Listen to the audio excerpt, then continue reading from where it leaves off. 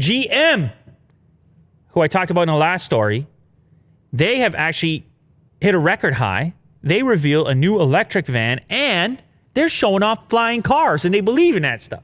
And they got a new logo. Did they? They did, yeah. Oh, I didn't see their new logo. Okay. You know I like logos, Will. Yeah. What's the logo? Oh, my God. It's an yeah. electrified logo. Yeah. That is They the most... really wanted to push electric. That is the most electric logo. How is it that that logo is so electric to me? What is it about it? Is it a blue color? Maybe, yeah. See, I thought green would have been electric. I don't know. It just feels so electric. Yeah. I think it's the shape of the M. It's a very electric M. Oh, it's an electricity. It's an E flipped on its side. Yeah, there's an animation to go with it. Oh, is there? Okay, so I'm finally reading into the point of the logo. They made the M and E on its side for electric. Oh, good. Huge commitment to electric, so much so that it becomes a part of the logo. That's a big commitment, Will. Yeah. They're in it. That's a big commitment. So obviously we've been talking about what they're going to be doing with their upcoming vehicles, particularly under the Cadillac name brand. Big bet on crazy luxury type electric vehicles. Very excited to catch a look at that. GM hit me up. I know you're in Detroit. That's just down the road. Whether you're GM, Ford, whoever you are, bring your stuff by to the new studio. Cars look great in there. Yes. That's my message on that if you're watching this. But it doesn't stop there, because once you start making these types of products, you know what you do next? You start making flying cars.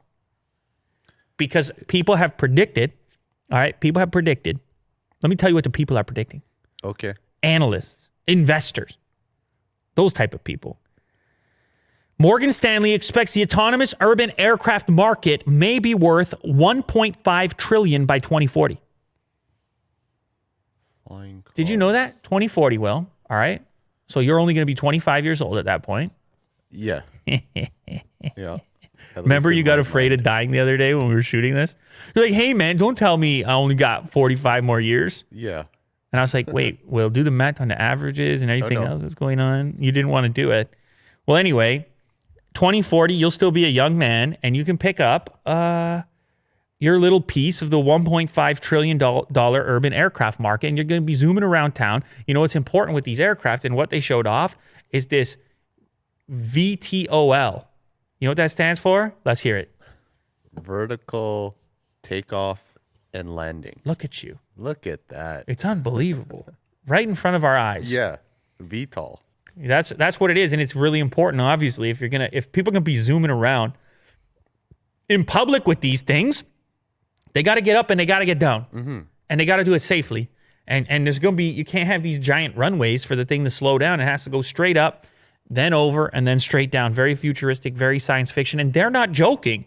They showed this thing off. They're like, we got a commitment to it. Now, in the short term, they're working on a van, more importantly, and the vertical takeoff and landing flying car comes at a later date.